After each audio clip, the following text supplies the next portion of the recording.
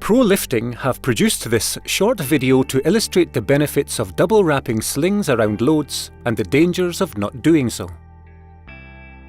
On a busy site, loads are passed over people all day long.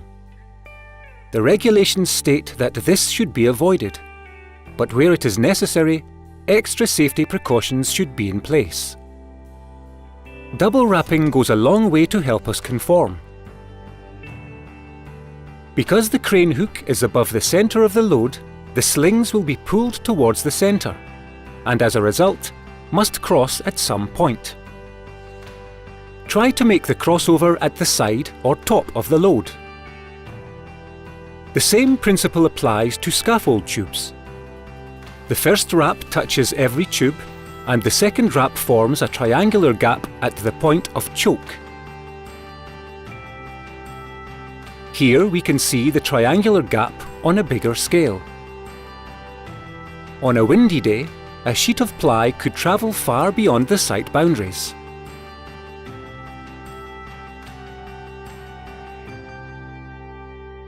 Another gap. Note that the top tubes are not secured by the slings.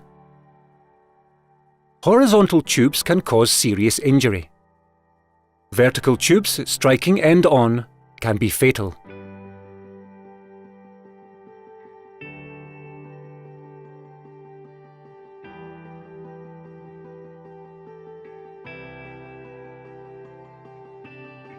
There should be no loops or knots in the free end of the tagline.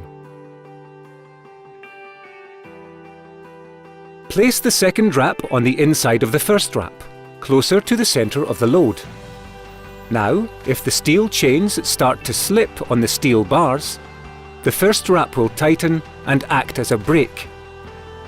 Never lift using the tie wire, even for a few feet to separate bundles. It is essential that you sling this way, as some tanks are fragile and may not support the weight of the chassis frame.